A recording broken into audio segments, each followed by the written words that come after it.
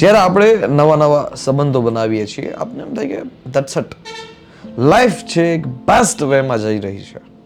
પરંતુ in case of થોડો સમય વહી જાય પછી આપણે કંઈક ખોટ લાગે છે. પછી જે ફૂલફિલમેન્ટ થતી હતી એ ફૂલફિલમેન્ટ થતી નથી. થોડો ટાઈમ માટે તમે કમ્ફર્ટેબલ થઈ જશો કે આઈ બાય સમથિંગ. તમારી એક્સપેક્ટેશન એ હતી કે આ વસ્તુ છે જે મારી નીડ છે, જે મારી અંદર જે કમી મહેસૂસ થઈ છે એ ફૂલફિલમેન્ટ કરી શકે છે. પરંતુ એક ખોટી એક્સપેક્ટેશનથી તમે લાઈફમાં લઈ આવ્યા એટલા માટે એન્ડ ઓફ ધ સ્ટેજ તમને એનાથી ખુશી નથી મળતી, તમને એનાથી આનંદ નથી મળતો.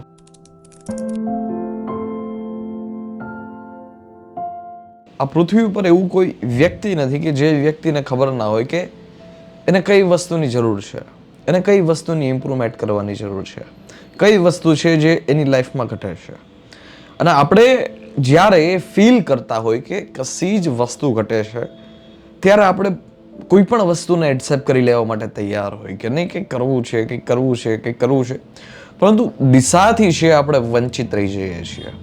અને જ્યારે એક દિશાથી આપણે વંચિત રહી જઈએ છીએ, જ્યારે આપણી અંદર પૂર્ણતા નથી આવતી, ત્યારે કોઈ પણ વસ્તુ આપણે બહારની તરફ ખોજશું એ વસ્તુમાં આપણે સેટિસ્ફેક્શન મળવાનું નથી.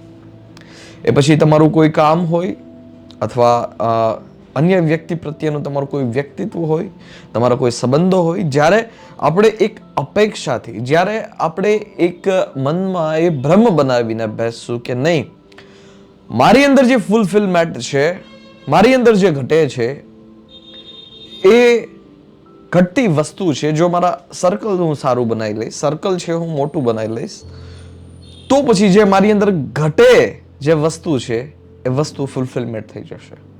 પરંતુ આ ટ્રુથ નથી, આ સત્ય નથી.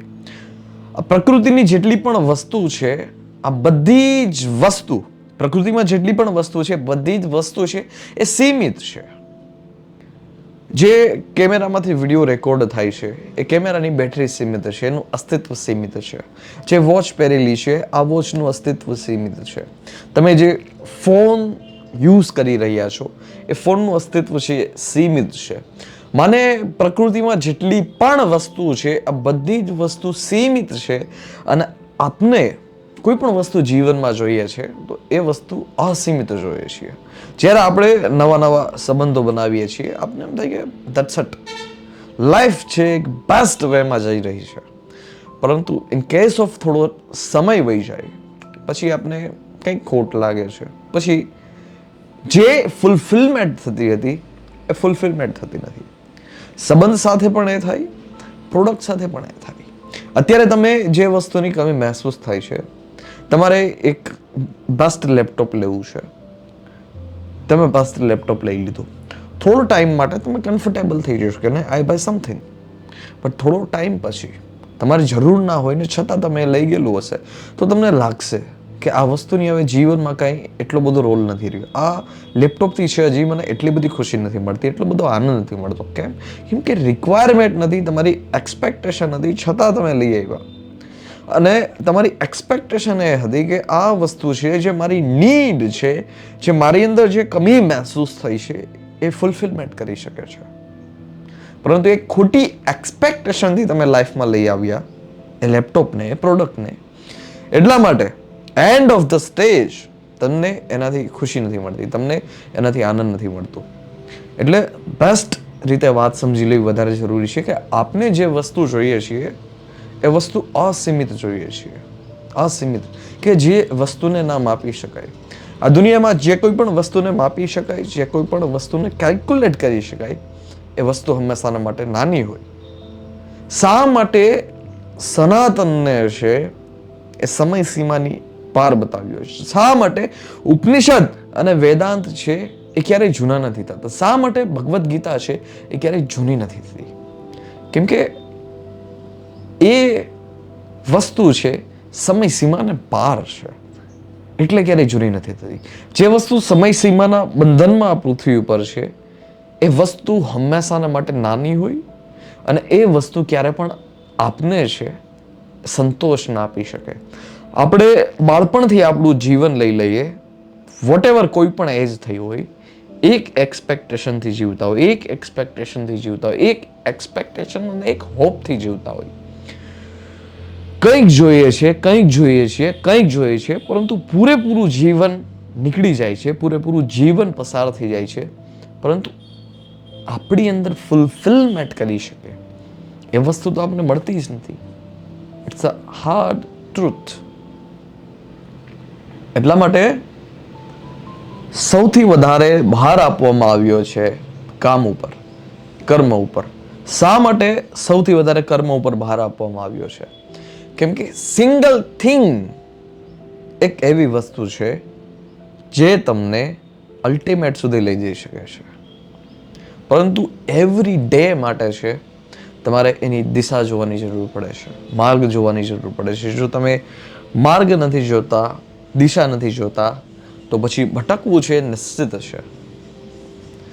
જ્યારે જ્યારે પણ આપણા જીવનમાંથી જ્ઞાનનો સહારો છે દૂર થાય છે, ત્યારે એક આપણી અંદર છે કમી મહેસૂસ થાય છે. તમે અહેસાસ કરજો કે તમે જ્યારે સત્યની સૌથી વધારે નજીક હોય ત્યારે તમે સૌથી આનંદિત હશો. તમે જ્યારે તમારા જીવનમાં છે, પૂરા દિવસમાં છે, અલ્ટિમેટ કામ કર્યું હોય, અંદર બી બેસ્ટ આવશે, સેટિસ્ફેક્શન બી નેક્સ્ટ લેવલ થશે. વાય? શા માટે? એવું શું કામે થાય? અને એવરી ડે માટે એવું શું કામ નથી થતું?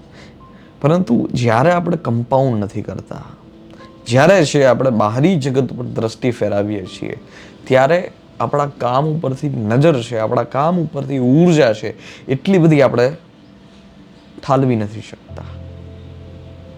એટલા માટે મોટાભાગના લોકો છે એના માટે કામ છે આનંદ નથી, કામ છે બોજ છે. એક એ વ્યક્તિત્વ છે કે જે વ્યક્તિત્વ માટે યુદ્ધ લડવું છે આનંદ છે, અને એક એ વ્યક્તિત્વ છે કે જે વ્યક્તિત્વ માટે યુદ્ધ લડવું છે એક મજબૂરી છે. મજબૂરીમાં જે કાર્ય થતું હોય અને આનંદમાં જે કાર્ય થતું હોય, આ બંને કાર્ય વચ્ચે જમીન આસમાનનો ફરક હોય છે. એક તરફ છલોછલ ઉર્જા ભરેલી છે કાર્ય કરવા માટે, અને એક તરફ છે દબાવ છે કાર્ય કરવા પ્રત્યે. આ ફરક હોય છે. એટલે જીવનમાં જ્યારે જ્યારે આપણે પ્રેશરમાં કામ કરીએ છીએ, સમટાઈમ આપણે બેટર તો બની જઈએ છીએ, કેમ કે ખુદ આપણે ડિસિપ્લિનમાં નથી ચાલ્યા, ખુદ આપણે છે સેલ્ફ ડેવલપમેન્ટ નથી કરી. બીજો કોઈ વ્યક્તિ આવે છે, જે વ્યક્તિ બર્ડન નાખે છે, તમે કરી લો છો, પરંતુ એક સમય માટે આ વસ્તુ થશે, પરંતુ લાઈફ ટાઈમ માટે તો એ સંભવ નથી કે કોઈ તમારી પર બર્ડન આપે ને તમે ઇમ્પ્રૂવ થતા જાઓ, તમે ઇમ્પ્રૂવ થતા જાઓ, તમે ઇમ્પ્રૂવ થતા જાઓ. સેલ્ફ ડિપેન્ડન્ટ તમારે બનવું જોશે. બીજો કોઈ પણ વ્યક્તિ તમને પ્રેશર આપી અને તમે કામ કરો, એમાં માલ નથી, એમાં દમ નથી. પરંતુ તમે ખુદ પ્રેશર એક્સેપ્ટ કરતા શીખી જાઓ, ત્યારે લાઈફનું જે પેઇન છે એ પેઇન જોય સુધી પહોંચી શકે, આનંદ સુધી પહોંચી શકે. પરંતુ એક સ્ટેજ એવું આવે છે કે જે સ્ટેજમાં તમારા માટે ખુશી એટલી બધી મહત્વપૂર્ણ નથી, દુઃખ એટલું મહત્વપૂર્ણ નથી.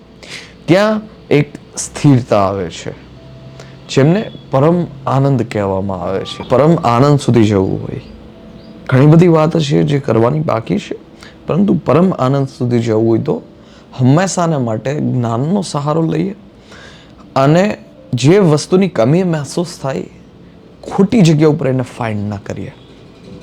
It's the best way.